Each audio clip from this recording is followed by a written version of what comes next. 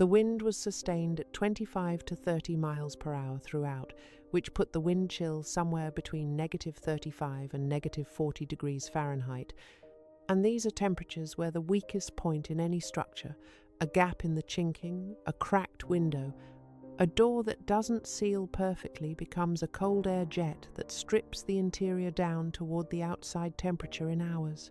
At the Rocking Bee's main house, Everett Cale had 3 iron stoves running continuously. He burned through 2 cords in the first 4 days of the storm. His hired hands, sleeping in a bunkhouse with a single iron stove, kept it running all night and still woke to frozen water in the bucket. His cattle, sheltered in a frame barn with thin siding, lost 12 head to cold in the first week. Down in the canyon, Vera Holst fired her stone stove at 4 in the afternoon on January 6th, as soon as she saw the sky change. She used 1/3 of a cord over the following week, less than she had expected, because the stone interior hit its full charge in the first 6 hours of burning and did not need continuous fuel to maintain it. The canyon wall on the northwest cut the wind before it reached her structure's face. The sod roof, packed with 18 inches of wet earth that had frozen solid in a thermal mass of its own, added insulation that only improved as the snow built up on top of it. She recorded the interior temperature on the 3rd night of the storm, 58 degrees, with no fire burning since the previous afternoon. The temperature differential across her 2-foot stone wall and the rock face behind it was 70 degrees outside -12, inside 58, and the wall held it. Not because stone is a great insulator, but because the mass had been charged with enough stored heat that it was still releasing those BTUs into the room 8 hours after the fire went cold. The sleeping bench above the flue channel was warm enough that she did not need extra blankets. Everett Cale's cattle manager, a man named Dolph Weaver, arrived at the canyon rim on the 4th day of the storm. He had been checking fence lines and had expected to find Vera wrote this plainly in her letter, something frozen. He stood at the canyon rim and called down. She came to her door. He asked if she needed anything. She asked if the Rocking Bee needed anything. He said he'd be back before dark, and he was gone. He came back that afternoon with Cale himself. The 2 men stood at the rim. She was at her doorway. Cale asked her the interior temperature. She told him 58 degrees. He asked her if she had wood for another week. She said she had for another month and a half. He stood there for a moment, did not say anything more, turned his horse and rode back toward the main house. The offer to buy the claim had expired quietly sometime in October, and he never raised it again. What neither man said at the rim, and what neither man needed to say, was that the bunkhouse had been at 31 degrees on the 3rd morning of the storm, with the stove running all night. 3 of Cale's hands had moved their bedrolls to the kitchen, sleeping near the largest iron stove. One of them had frostbitten his fingers, walking from the bunkhouse to the outhouse on the 2nd morning. She offered nothing. The temperature inside her structure was the only argument that mattered, and it had already been made. The physics of what she had built are worth understanding completely, because they are not intuitive. Most people think of heating as something you do to air. A stove heats the air inside a room, the air holds that heat, and when cold presses in from outside, the hot air is slowly replaced by cold. This is called convective heating, and it is the dominant mode of every iron stove, every modern forced air furnace, and most of the heating systems built in the past century. The problem with heating air is that air is a terrible thermal storage medium. It has almost no mass. It stratifies badly with hot air rising to the ceiling and cold air pooling at the floor, and it exchanges rapidly with outside air through any gap in the structure. A masonry stove does something different. It heats the stone, and the stone then heats the room through radiant heat, which is the emission of infrared radiation from the warm surface. Infrared radiation travels through air the way light travels through a window. Air is essentially transparent to it. The radiation doesn't warm the air it passes through. It warms whatever solid surface it strikes a person, a wall, a sleeping bench, a pot on the hearth. A person sitting 6 feet from a stone stove surface at 150 degrees feels warm, even if the air in the room is 50 degrees. For the same reason a person feels the warmth of sunlight on a cold, clear day. The radiant energy is hitting their skin directly, bypassing the air entirely. Studies of modern masonry heaters show that radiant heat from stone surfaces accounts for 60 to 80% of the perceived warmth in a properly designed masonry stove room. People in radiant heated spaces report feeling comfortable at air temperatures 8 to 12 degrees lower than people in convectively heated spaces, which means the stone stove achieves comfort with less total heat output, less fuel, less fire, less work. The stone Vera used was Canadian River limestone and sandstone. Limestone's specific heat capacity is 0.217 British thermal units per pound per degree Fahrenheit. Sandstone averages about 0.22. At 1,800 pounds total mass and a 200 degree temperature differential between fully charged stone and the ambient room temperature, her stove stored approximately 78,000 British thermal units. For reference, a standard cord of dry hardwood contains about 20 million BTU in total chemical energy. The stove captured roughly a third of the BTU content of the wood burned in it. The rest went up the chimney as exhaust, but the BTUs captured were stored in stone rather than immediately radiated, meaning the discharge happened over 12 hours rather than 2. The Europeans had known this principle for centuries. Russian pechkas, the massive brick stoves that anchor traditional Russian farmhouses, were fired once daily and heated the room for the following 24 hours. Finnish contraflow stoves work on the same principle, routing combustion gases through a winding path inside a large stone or brick mass before releasing them up the chimney. Finnish masons designed these stoves so that the combustion temperature at the firebox reached 1,400 degrees Fahrenheit, achieving near-complete combustion and capturing up to 90% of the wood's energy in the stone. The Germans called a version of this the Kachelofen, the tile stove, and the German families settling Kansas and Nebraska in the 1870s and 1880s brought this knowledge with them. Some of them built masonry stoves on the prairie. Most, facing the cost of lumber and brick, built frame houses with iron stoves instead.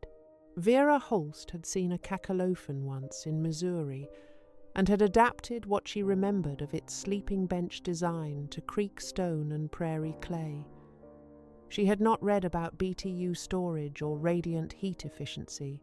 She had put her hands on a warm stone hearth at midnight and decided the stone was doing something the iron stove was not.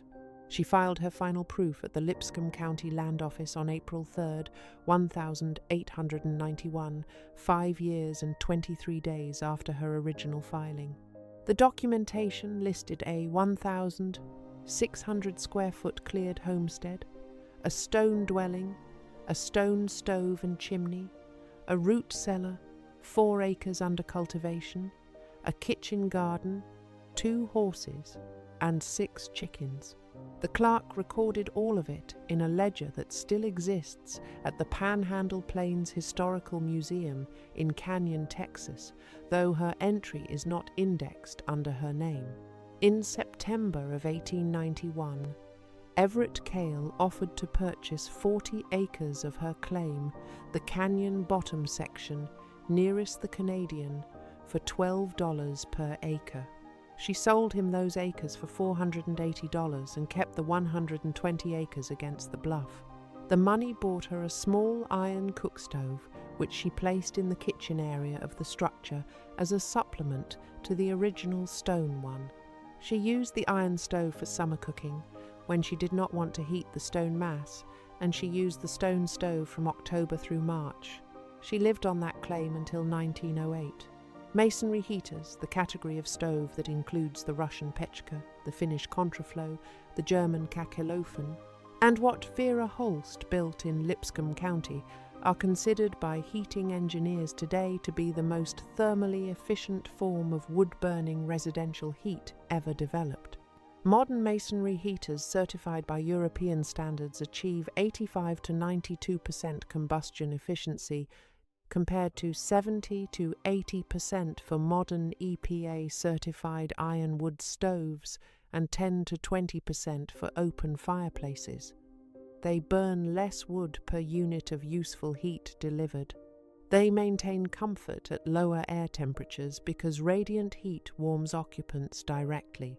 They produce almost no creosote. The high combustion temperatures destroy the volatile compounds that accumulate in conventional chimney systems, which means no chimney fires. The United States saw a revival of masonry heater construction beginning in the 1970s and 1980s, driven by energy costs and a renewed interest in wood heat. The Masonry Heater Association of North America was formally organized in 1987.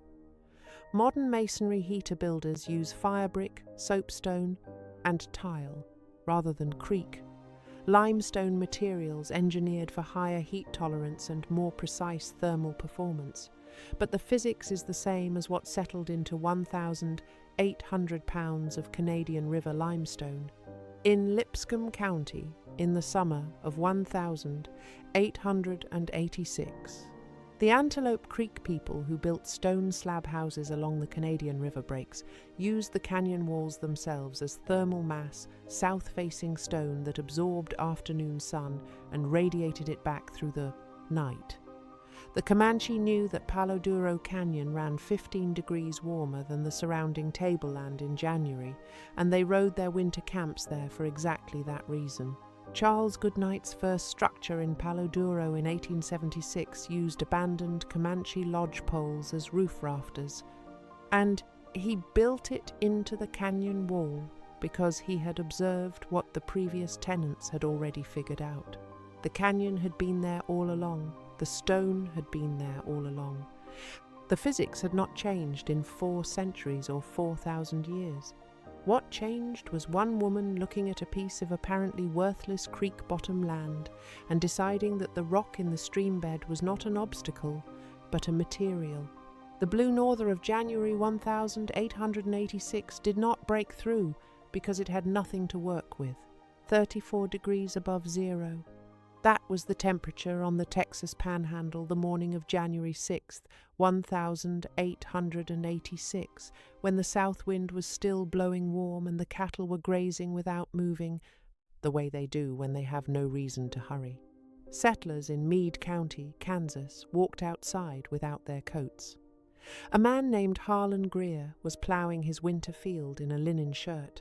His wife, standing on the porch, could smell wildfire smoke from somewhere south, which meant the wind was still out of the south, which meant the day still belonged to them. By 10 o'clock that night, the temperature had dropped to 13 degrees, and by the following morning it sat at -16.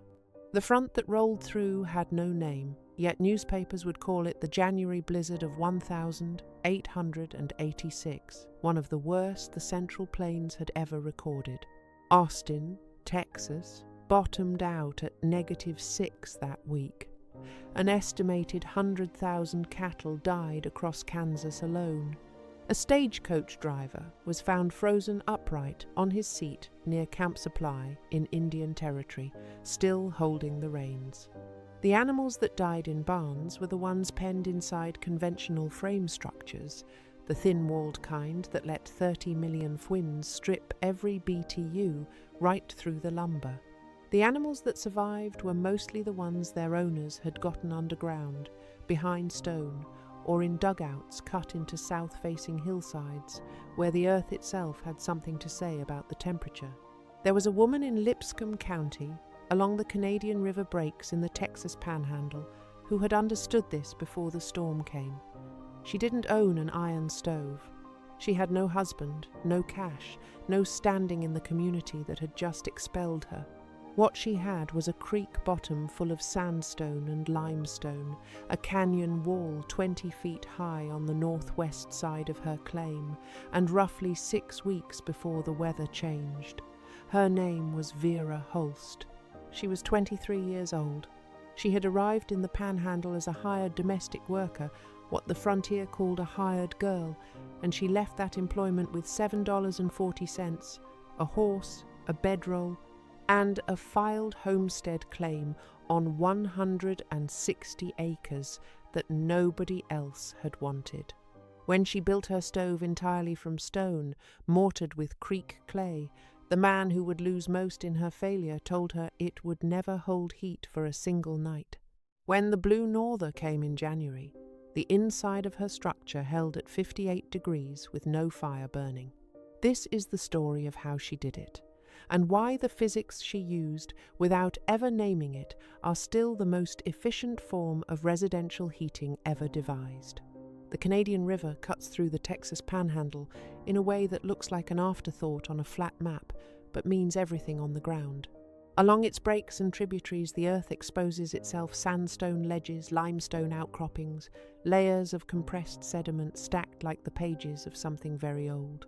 Most cattlemen in the 1880s looked at this terrain and saw obstacle, rough ground that broke wagon wheels and hid cattle, land you couldn't plough, at least not easily, land with no market value in a region where everyone was pricing by the acre of flat grass.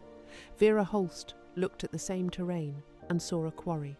She had arrived in Lipscomb County in the spring of 1885, traveling west from Missouri on the Atchison, Topeka and Santa Fe line, hired sight unseen by a ranching family named Aldrich.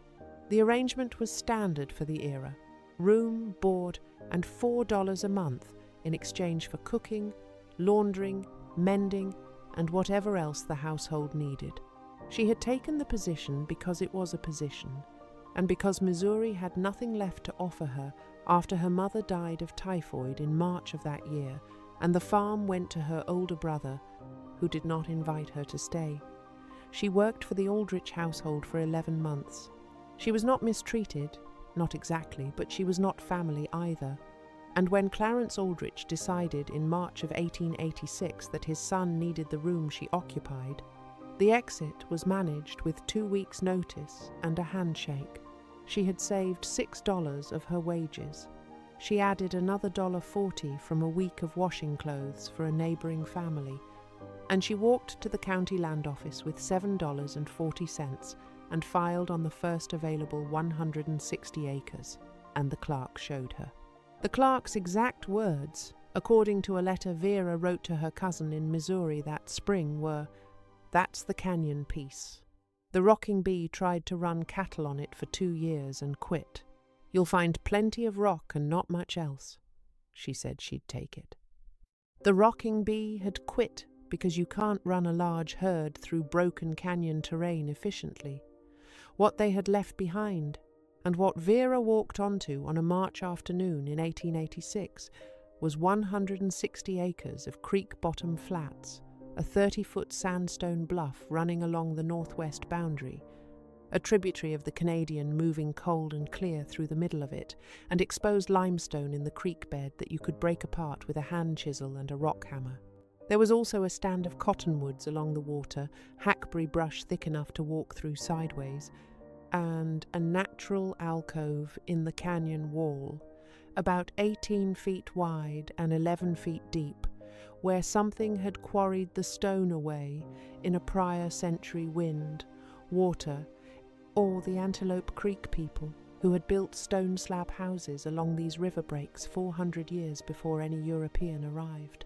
She tied her horse to a cottonwood, sat down in the alcove, and looked at what she had. The first thing she measured was the bluff. The sandstone face ran northwest to southeast along her property line, which meant anything built against it would have a wall of solid rock on the 2 coldest sides. Northwest was where the blue northers came from, and north was where the winter wind lived for 6 months a year.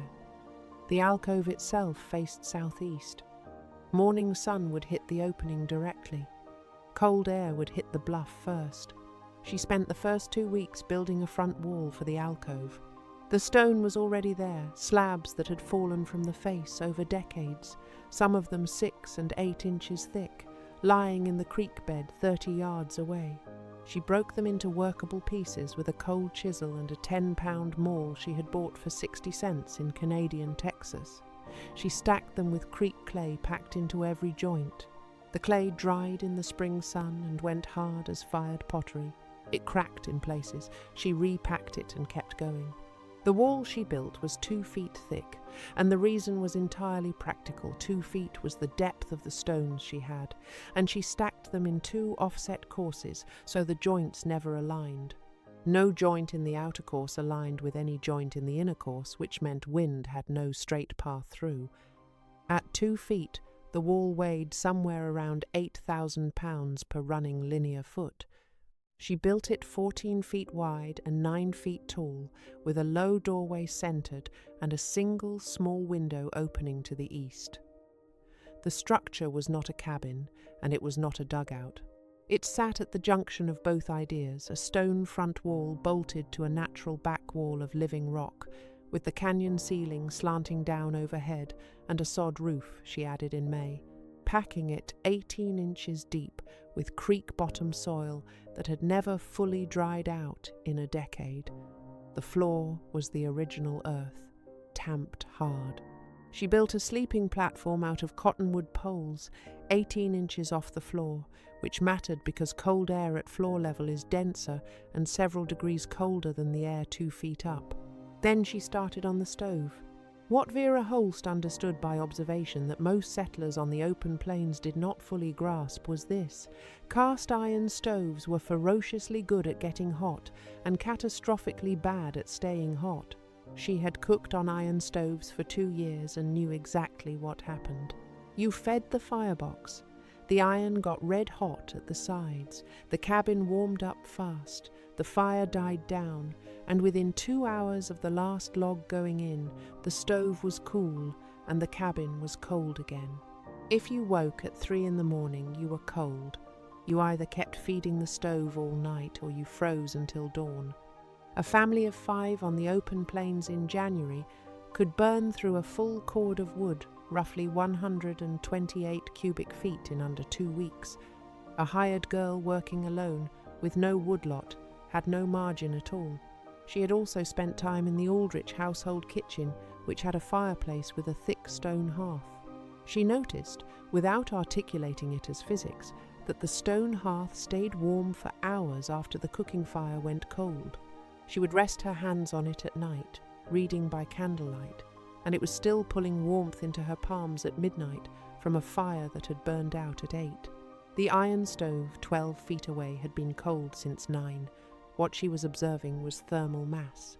The scientific principle is this: dense materials, stone, brick, water, cast iron, packed earth, store heat in proportion to their mass and their specific heat capacity. Limestone has a specific heat capacity of 0.217 British thermal units per pound per degree Fahrenheit. What that means in plain terms is that you need to put in 0.217 British thermal units to raise 1 pound of limestone 1 degree. That number works in reverse too. For every degree a pound of limestone cools, it releases 0.217 British thermal units back into the room. A stove built from 1,500 pounds of limestone and heated 200 degrees above room temperature, which a proper fire achieves, stores 65,000 British thermal units in the stone itself. It releases those BTUs slowly, as the stone cools, over many hours. Not 2 hours or 4 hours, but 12 hours or more, depending on the mass and the insulation around it. A 225-pound cast iron stove heated to the same temperature stores roughly 10,000 British thermal units, and that heat is largely gone within 90 minutes. She did not know these numbers, but she had watched a stone hearth hold heat all night, and she decided to build everything out of stone. The stove she built was not small. She spent 3 weeks on it in June and July of 1886, working in the mornings before the heat became serious. She quarried flat-sided limestone pieces from the creek bed. Selecting for density, she tapped each one with her chisel handle and listened for the low, solid sound rather than the hollow ring that meant fracture lines inside. She built the firebox first. A rectangular chamber, roughly 14 inches wide, 10 inches deep, and 16 inches tall, with walls 4 inches thick on each side. The floor of the firebox was a single flat slab she had found already the right size, laid over a 2-inch air gap for combustion draw. The chimney she constructed from smaller stones in a round stack, corbelled each course set slightly inward until it narrowed to an 8-inch opening at the top. She mortared every course with creek clay mixed with a small amount of the white caliche she found in the bluff face, which added hardness. She packed the mortar in wet and smoothed it with her palm and let each course cure 2 days before adding weight. The outer shell, the part that would face the room she built in an L shape, so the heated surface area was larger than just the firebox face. The total stone mass of the finished stove was roughly 1,800 pounds. The calculation is based on measurements she recorded in her letter. The completed structure was approximately 4 feet wide, 2.5 feet deep, and 5 feet tall at the chimney base, with walls averaging 6 inches thick throughout. She built a second mass beside the stove, a sleeping bench, 3 feet wide and 6 feet long, running along the stone back wall. She connected it to the stove with a horizontal channel, 3 inches wide, running under the bench surface. Hot gases from the fire, before they reached the chimney, were routed through this channel. The bench was warm all night after an evening fire. She had seen this design in a German immigrant's farmhouse near Joplin, Missouri, where the man had called it by a name she couldn't pronounce, which was a version of the Kachelofen, the tile stove his family had built in Bavaria before emigrating. She didn't replicate it precisely. She adapted it with what she had, which was creek stone and clay, and her own judgment. The total cost of the stove was $0. By August, Everett Cale knew she was still there. Everett Cale ran the Rocking Bee, which bordered her claim on 2 sides. He was not the man who had tried to run cattle through the canyon terrain and quit that was his father, who had died in 1882. Everett had inherited both the land and the assumption that the canyon piece would eventually come back to him, either because whoever tried to homestead it would fail and let the claim lapse, or because he could buy it cheaply enough once the failure became obvious. He was not a cruel man in any theatrical sense. He was a practical one. He had decided that a hired domestic worker with $7 and a horse represented a certainty of failure, and he had planned around that certainty. When he rode over in August to find her wall finished and her stove built and her roof on, he sat his horse at the edge of the canyon and looked down for a long time before he spoke. What he said was reasonable. She recorded it, almost verbatim, in her letter. He said he had no quarrel with her personally, but that she was building on a canyon bottom in the Texas Panhandle, and that a winter storm would strip the heat out of any structure down here just as fast as it did anywhere else, maybe faster because the cold pooled in low ground. He said that stone held no heat. He had felt stone buildings in Amarillo in January, and they were like standing inside a freezer. He said that the Rocking Bee's main house had 3 iron stoves and a full woodpile cut before October, and that she had 1 stone fireplace and a woodpile she was still collecting. He said if she wanted to sell the claim before winter, he would give her fair price for it, and she could get somewhere with a real roof over her head. She thanked him and said she would not be selling, and he said the offer would stand through October. What Everett Cale had described a stone building in Amarillo that felt like a freezer in January was correct as far as it went. Stone has terrible insulating properties. Our value for limestone runs about 0.07 per inch. A 12-inch stone wall is roughly R08 compared to R13 for a modern insulated stud wall. Cold air against a thin stone wall will pull heat right through it. He was not wrong about the physics of a cold stone wall. Where he was wrong was in the difference between a stone wall and a stone stove. A stone wall is a passive element that does nothing but sit there as cold air presses against the outside. A stone stove is an active thermal battery. You charge it with a fire, and then it discharges that stored energy for hours afterward, regardless of what the temperature outside is doing. The difference is the difference between a bucket with a hole in the bottom and a bucket that is sealed. One loses heat as fast as you put it in, and the other keeps it. She had 8 cords of wood by October 1st, cut from the dead cottonwoods along the creek and from the hackberry brush that had come down in a late August windstorm. 8 cords is roughly 1,024 cubic feet of stacked wood. Not a lot by open prairie standards, where a family might burn 12 to 15 cords in a hard winter.